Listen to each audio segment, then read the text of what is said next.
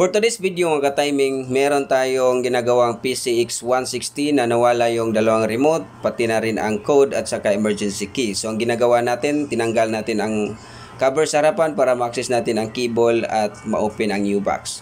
Para ma-access na rin natin ang receiver ng kanyang remote. So ito yung receiver ng kanyang remote. So dito natin i-retrieve ang nawawalang code.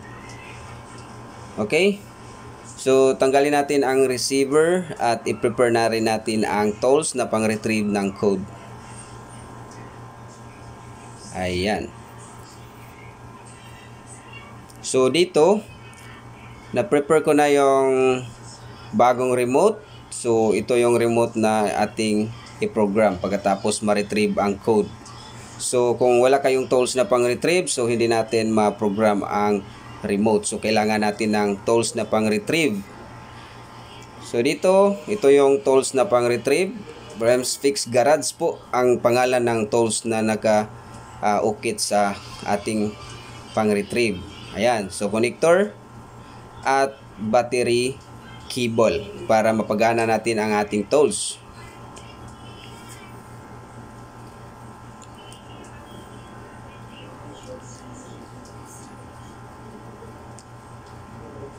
Alright, so ayan.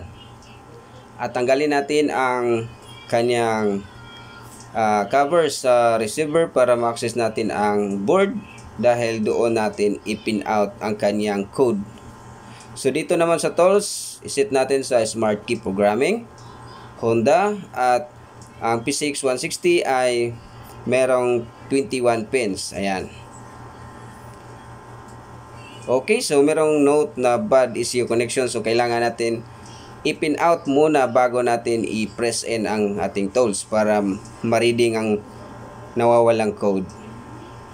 So, tapos ko nang ma-pin out at ito na yung code na na-retrieve natin. Ayan, so ito yung dalawang code na nawala. So, i-off natin or i-delete ang nawawalang code pagkatapos nating ma-program ang bagong remote. So, kailangan natin dapat naka-on ang remote para ma-program sa ating tools. Okay, copy key ID number, then press on the FOB. So, i-on natin ang kanyang remote. Ayan. Then, processing. Please wait for a moment. Okay, so nag-input na ng code ang ating tools para ma-program ang ating remote. So, makita natin na magbe-blank yung remote kapag matapos nang ma-input ang 9-digit na code.